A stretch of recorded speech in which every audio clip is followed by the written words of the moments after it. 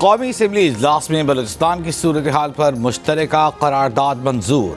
طارق فضل چودھری نے تمام جماعتوں کے دستخطوں سے قرارداد ایوان میں پیش کی۔ قرارداد میں بیرونی اسپانسرز اور اندرونی پروپیگنڈا کاروں کے خلاف کارروائی کا مطالبہ کیا گیا۔ سینٹ میں قائد حزب اختلاف علامہ راجہ ناصر عباس کا بلوچستان واقعے کی تحقیقات کا مطالبہ۔ کہا، ہم کبھی دہشت گردوں کے ساتھ نہیں بیٹھے، ان سے ہمدردی نہیں کی، ہم جنازے رکھ کر بیٹھ کر احتجاج کرتے رہے ہیں، کسی کو اسلحہ اٹھانے کی اجازت نہیں ہے۔ ملک مشکل صورتحال کا شکار ہے، تمام شراکت داروں کو بٹھائیں اور بات چیت کریں، یہ سیکیورٹی فورس کی مدد ہوگی۔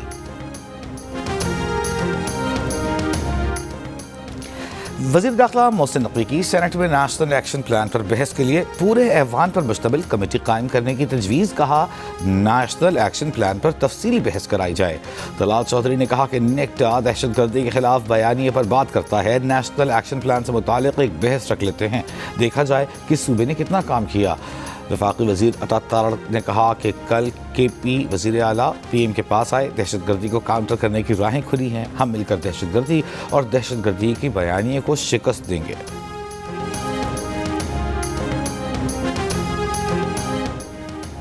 بانی پی ٹی آئی کی آنکھ کا پروسیجر اریالہ جیل میں بھی ہو سکتا تھا، بانی کے کہنے پر انہیں پروسیجر کے لیے پمز اسپتال لے جایا گیا۔ بانی پی ٹی آئی نے خود کہا کہ امن و امان کا مسئلہ ہو سکتا ہے، انہیں شام کو لے کر جائیں۔ سینٹ میں وزیر قانون اعظم نذیر تارڑ نے تفصیلات سے آگاہ کر دیا۔ کہا، بانی پی ٹی آئی کی صحت ٹھیک ہے، ان کا پروسیجر کامیاب ہے، ٹیکہ لگتا ہے، آپریشن نہیں ہوتا، کوئی مزید پیچیدگی نہیں۔ رانا ثناء اللہ کو جب گرفتار کیا گیا تھا تو وہ لاہور سے اسپتال جا رہے تھے، مجسٹریٹ نے ان کو جوڈیشل کر دیا تھا۔ اس وقت کے وزیر اعظم کی ہدایت پر رانا ثناء اللہ کو جیل ڈاکٹر تک رسائی نہیں دی گئی تھی۔ ابھی وزیر اعظم نے یہ نہیں کہا کہ بانی کو ڈاکٹرز اور علاج تک رسائی نہ دی جائے۔ وزیر اعظم انسانی حقوق کی پاسداری کرتے ہیں۔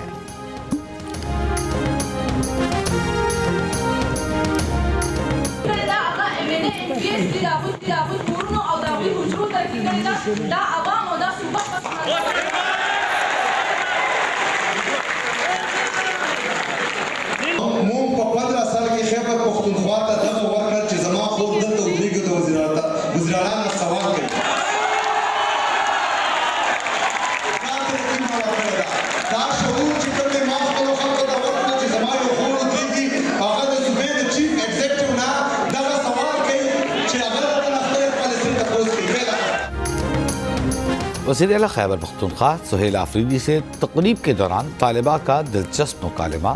طالبہ نے سوال کیا کہ دیگر کو آپ جعلی حکومتیں کہتے ہیں، جعلی حکومتیں ترقی کر رہی ہیں، کے پی اصلی حکومت میں بھی 13 سال سے کیوں پسماندہ ہو رہا ہے؟ آپ ادھر ادھر کی باتیں کر رہے ہیں، بتائیں صوبے کو کیا دیا؟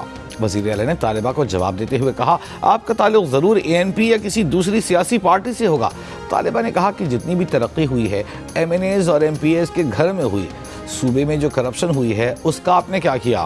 دوسرے صوبوں سے ہمارے صوبے کا موازنہ کیا جائے کہ ہم نے کتنی ترقی کی۔ وزیر اعلیٰ سہیل آفریدی نے کہا، ہم نے صوبے کے نوجوانوں کو سوال کرنے کا شعور دیا، یہ شعور دیا کہ ایک بہن مجھ سے میری پالیسی پر سوال کر رہی ہے۔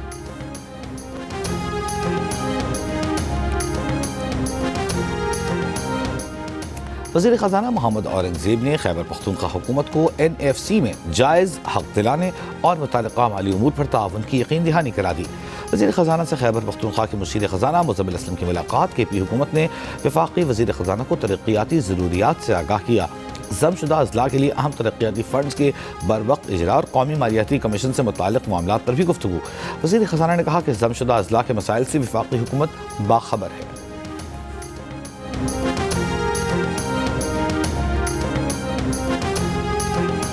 رہنما پی ٹی آئی سلمان اکرم راجہ کا کہنا ہے کہ بانی پی ٹی آئی سے ملاقات نہ کرانے پر اسلام آباد ہائی کورٹ میں توہین عدالت کی ایک اور درخواست دائر کر رہے ہیں۔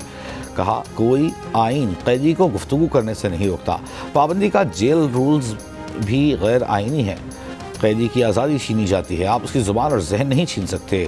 نظام کے کھوکھلے پن کو چھپانے کی کوشش کی جا رہی ہے، جب کوئی قیدی سے ملنے جاتا ہے تو جو اس کے ذہن اور زبان پر آئے وہ بول سکتا ہے۔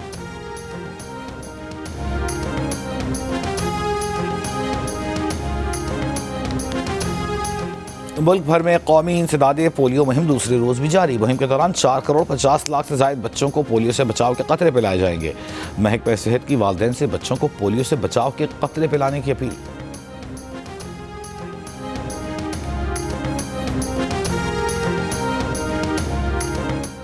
خیبر پختونخوا میں گرلز کالجز میں موسیقی، رقص، ماڈلنگ اور اس نوعیت کی دیگر سرگرمیوں پر پابندی عائد کر دی گئی۔ ویلکم، فیئرویل پارٹیز، اسپورٹس گالاز اور ثقافتی پروگرامز کے لیے پیشگی اجازت لازمی قرار۔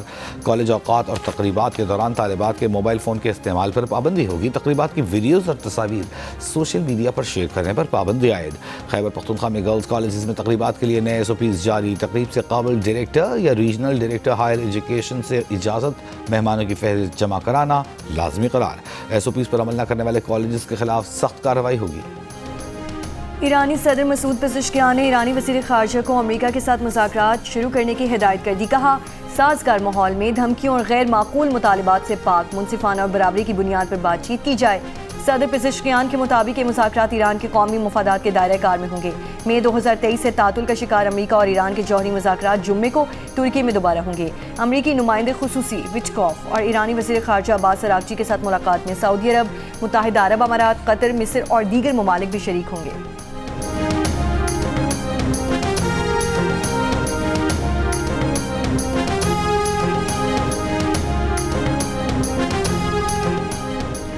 امریکی صدر ٹرمپ نے کہا ہے کہ ایران کے ساتھ بات چیت جاری ہے۔ کامیاب ہوئی تو اچھی بات ہے، مذاکرات کامیاب نہ ہوئے تو بری چیزیں ہو جائیں گی۔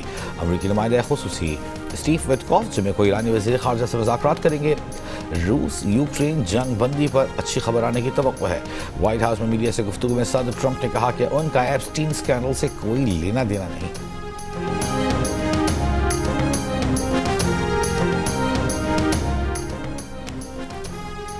امریکہ کا بھارت پر جوابی ٹیرف 25% سے کم کر کے 18% کرنے کا اعلان۔ بھارت بھی امریکہ کے خلاف ٹیرف صفر کرنے کے اقدام کرے گا۔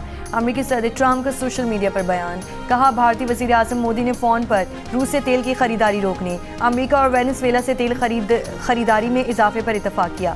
اس سے یوکرین میں جاری جنگ کے خاتمے میں مدد ملے گی۔ بھارتی وزیر اعظم کا $500 ارب سے زائد مالیت کی امریکی توانائی، ٹیکنالوجی اور دیگر اشیاء خریدنے پر بھی اتفاق۔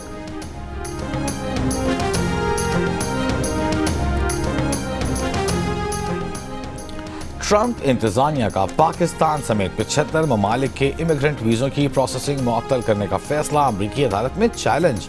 شہری حقوق کی تنظیموں کے گروپ نے نیویارک کی عدالت میں امریکی محکمہ خارجہ کے خلاف مقدمہ دائر کر دیا۔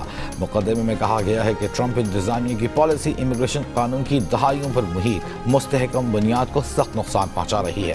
ٹرمپ انتظامیہ کی ویزا پالیسی روکنے کے لیے عدالت حکم جاری کرے۔ ٹرمپ انتظامیہ کا امیگرنٹ ویزوں کی پروسیسنگ روکنے کا فیصلہ 21 جنوری سے نافذ العمل ہے۔ فی تولہ سونے کی قیمت میں 24,000 روپے اضافہ۔ 1 تولہ سونا 5,41,623 روپے کا ہو گیا۔ 10 گرام سونے کا بھاؤ 20,576 روپے اضافے سے 4,40,982 روپے ہو گیا۔ اور پاکستان سپر لیگ کی فرنچائز کس کھلاڑی کو اپنے پاس رکھیں گی، فیصلہ آج ہوگا۔ پہلی 6 ٹیموں کے کھلاڑیوں کو ریٹین کرنے کی ڈیڈ لائن آج اور دوسری نئی ٹیموں کے لیے 6 فروری ہے۔ لاہور قلندرز شاہین آفریدی، کوئٹہ گلیڈیٹرز ابرار احمد اور اسلام آباد یونائٹڈ کے شاداب خان کو ریٹین کرنے کا امکان۔ ملتان سلطانز کی پلیٹینم کیٹیگری میں محمد رضوان اور کراچی کنگز میں حسن علی ہیں۔ پشاور زلمی بابر اعظم اور سائم ایوب میں سے کسی ایک کو ریٹین کرنے سے متعلق مشکل میں ہے۔